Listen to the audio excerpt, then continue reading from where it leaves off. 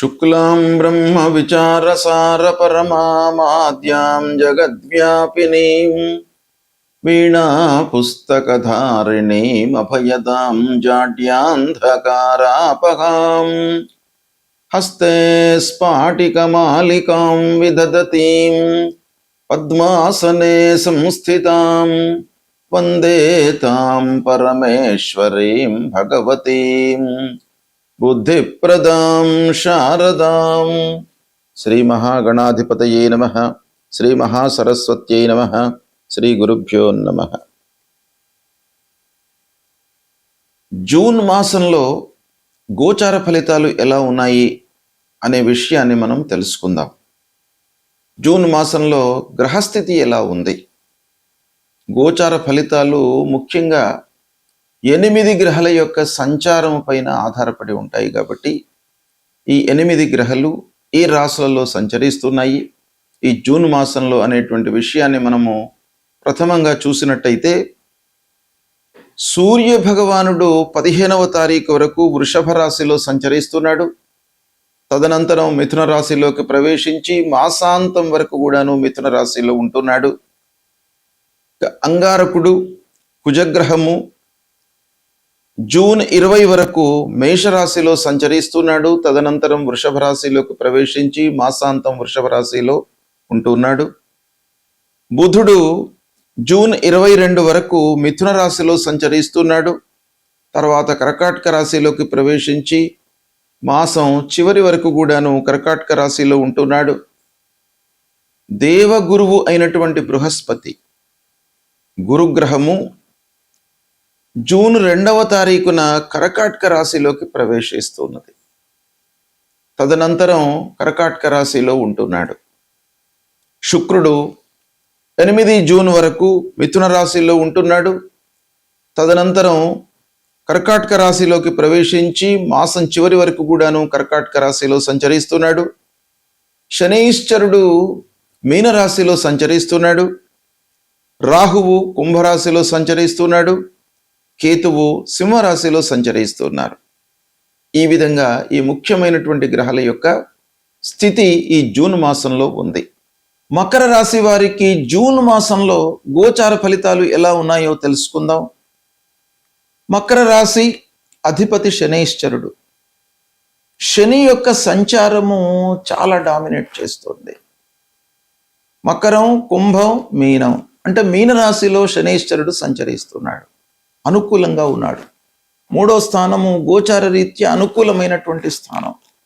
అంటే ప్రధానమైనటువంటి గ్రహము శని మకర రాశి వారికి మంచి స్థానంలో ఉన్నాడు. ఇక 15వ తారీఖు వరకు సూర్యుడు 6వ స్థానంలో అనుకూలంగా ఉన్నాడు. కాబట్టి మీరు చేపట్టినటువంటి పనులు, కార్యాలు అన్నీ కూడాను సఫలీకృతమవుతాయి. విజయవంతంగా మీరు ముగిస్తారు. కాబట్టి 15వ తారీఖు వరకు మీకు చాలా అనుకూలంగా ఉంది. కొంత మీరు ఎఫర్ట్స్ పెట్టినట్టయితే అనుకూలమైనటువంటి ఫలితాలను పొందుతారు. ఉద్యోగంలో గౌరవం లభిస్తుంది. పోటీ పరీక్షలలో విజయ సూచనలు కనబడుతున్నాయి. ఇకపోతే 15వ తారీఖు కంటే ముందు 5వ స్థానంలో ఉన్నాడు. 15 తర్వాత 6స్థంలో ఉన్నాడు. 20వ తారీఖు వరకు అంగారకుడు 4ర్థ స్థానంలో అర్ధాష్టమ స్థానంలో సంచారం. ఇది కొంత ప్రతికూలంగా ఉంటుంది.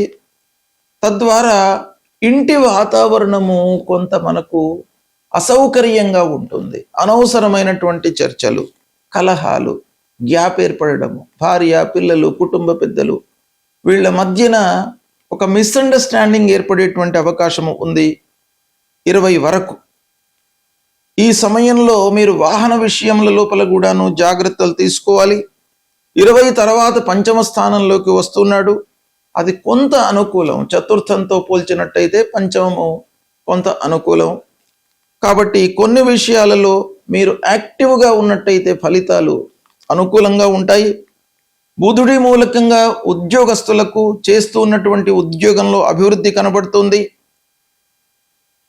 వర్క్ ప్లేస్ లోపల మీరు పక్క ఉద్యోగులతో కానివ్వండి, అధికారులతో కానివ్వండి ఓపెన్గా చర్చించుకోవడం మూలకంగా మీరు పనులను సకాలంలో పూర్తి చేయడానికి అవకాశాలు బాగా ఉన్నాయి. ఇక 22 తర్వాత బుధుడు సప్తమంలోకి వస్తూ ఉన్నాడు. ఇది వ్యాపారస్తులకు ఒప్పందాలు చేసుకోవడానికి, ఆర్థిక లావాదేవీలకు చాలా అనుకూలమైనటువంటి సమయము. భాగస్వామ్యంలో వ్యాపారం చేస్తున్నటువంటి వాళ్ళకి అభివృద్ధి కనబడుతోంది. శుక్రుడి మూలకంగా కొంత మీకు ఆరోగ్యం పైన 8వ తారీఖు వరకు, అంటే ఫస్ట్ వీక్ లోపల ఆరోగ్యం పైన మీరు జాగ్రత్తలు తీసుకోవాలి, శ్రద్ధ వహించాలి. ఆహార నియమాలను పాటించడము, నిర్లక్ష్యం చేయకుండా ఉండడము ఫస్ట్ వీక్లో చాలా అవసరము. ఇక 8వ తారీఖు తర్వాత శుక్రుడి యొక్క మార్పు జరుగుతోంది, సప్తమంలోకి వస్తున్నాడు. సప్తమం కూడాను శుక్రుడికి గోచార రీత్యా ప్రతికూలమే. అయితే ఈ సప్తమ స్థానంలో ఉన్నప్పుడు కొంత మనకు జాగ్రత్తగా మనము మాట్లాడుతూ ఉండాలి. అందరితో కూడాను ఓవర్లుక్ చేయకుండా ప్రతి వాళ్లకు కూడాను కొంత విలువ ఇచ్చి, వాళ్ళు చెప్తూ ఉన్నటువంటి విషయాన్ని మనము గ్రహించి తదనుగుణంగా మనము పనులు చేసినట్టయితే మీకు కొంత సత్ఫలితాలు ఉంటాయి. అయితే వివాహ ప్రయత్నం చేస్తున్నటువంటి వాళ్లకు మట్టుకు అనుకూలంగా ఉంది. గురు సప్తమంలో ఉన్నాడు. మకర రాశి వారికి జూన్ 2వ తారీఖున సప్తమ స్థానంలోకి ప్రవేశించాడు. సప్తమ స్థానము వివాహానికి అనుకూలమైనటువంటి స్థానం. వివాహ ప్రయత్నంలో ఉన్నటువంటి వాళ్లకు వివాహం అవుతుంది. పిల్లలకు సెటిల్మెంట్ కానివ్వండి, ఉద్యోగ విషయంలో అనుకూలమైనటువంటి సమయము. ఇకపోతే శని తృతీయంలో ఉన్నాడు. ఇది చాలా ధైర్యాన్ని, సాహసాన్ని ఇచ్చేటువంటి సంచారం.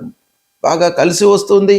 సోదరులు, బంధువులు, ఆత్మీయులు, దగ్గరి వాళ్ళు, వీళ్ళందరి యొక్క సహాయ సహకారాలు మీకు అందుతాయి.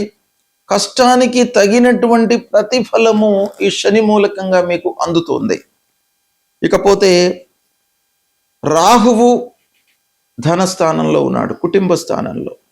ఇది కొంత ఇబ్బందికరమైనటువంటి సంచారం గనక మీరు మాటల లోపల జాగ్రత్త పడాలి. ఎవరితోనూ మాట్లాడుతున్నటువంటి సమయం లోపల వాళ్ళను ఓవర్లుక్ చేయకుండా, ఏదో మాట్లాడకుండా, మనం ఏది చేయగలమో అంతవరకే మీరు మాట ఇవ్వండి. అనవసరమైనటువంటి మాటలను మీరు చర్చించకుండా, మాట్లాడకుండా ఉండడం చాలా మంచిది.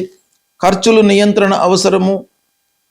కొన్ని కేతువు మూలకంగా అనవసరమైనటువంటి భయము, ఆందోళన కలిగేటువంటి అవకాశం కూడాను ఇక్కడ కనబడుతుంది.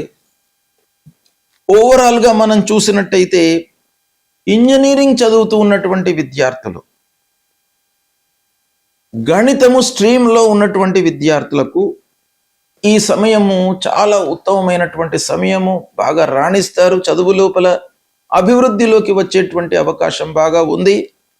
ఇక కన్స్ట్రక్షన్ ఫీల్డ్లో ఉన్నటువంటి వాళ్ళు, ఆటోమొబైల్ రంగంలో ఉన్నటువంటి వాళ్ళు, మెకానికల్ రంగంలో ఉన్నటువంటి వాళ్ళు, వీటితో వ్యాపారం చేస్తూ ఉన్నటువంటి వాళ్ళందరికీ కూడాను కలిసి వస్తుంది ఈ మాసం.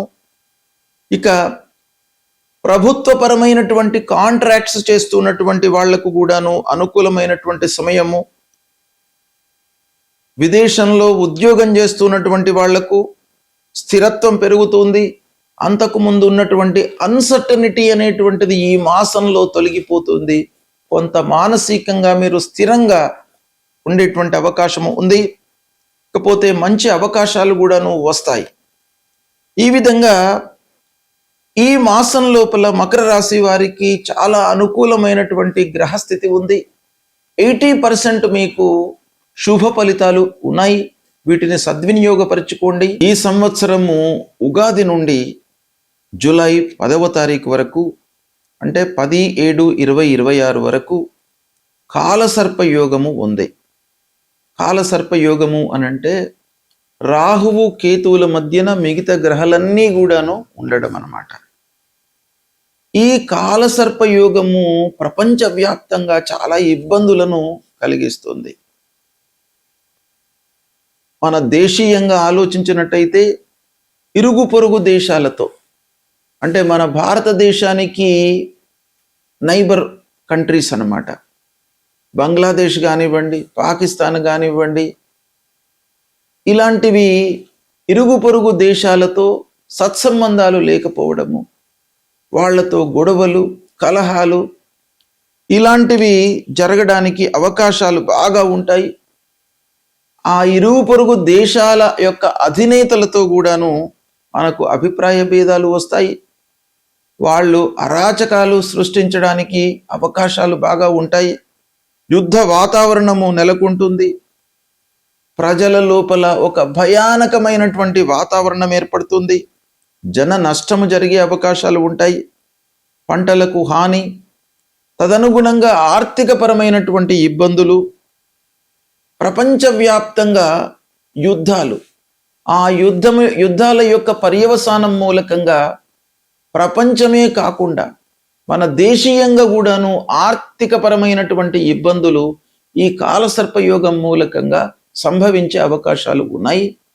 దీన్ని అందరూ కూడాను దృష్టిలో పెట్టుకొని మన లెవెల్లో మనము ఏ విధంగా దీన్ని కంట్రోల్ చేసుకోవాలి. ప్రపంచంలో జరుగుతున్న అన్ని సంఘటనలకు మనము వాటిని రెక్టిఫై చేసుకోవడం అనేది మన స్థితి, మన చేతిలో లేదు కనుక మనము ఇలాంటి పరిస్థితులను ఎలా అధిగమించాలి అనే విషయాన్ని మన లెవెల్లో మనం ఆలోచించుకొని దానికి అనుగుణంగా ఉండడము మనము అలవర్చుకోవాలి. అయితే ఈ సమయంలో కాలసర్పయోగం మూలకంగా ఇబ్బందులు కలుగుతాయి కనుక మనము భగవంతుణ్ణి ఆరాధించడము, నిత్యం కూడాను శివార్చన చేయడము, శివుడికి అభిషేకం చేయడము, శ్రీమన్నారాయణుణ్ణి కొలవడము, ఇలాంటివి చేసినట్టయితే మనకు కొన్ని ఇబ్బందులు కలగకుండా, మన వైపుకు రాకుండా ఉండడానికి అవకాశాలు ఉంటాయి. దీన్ని మీరు సద్వినియోగం చేసుకోండి.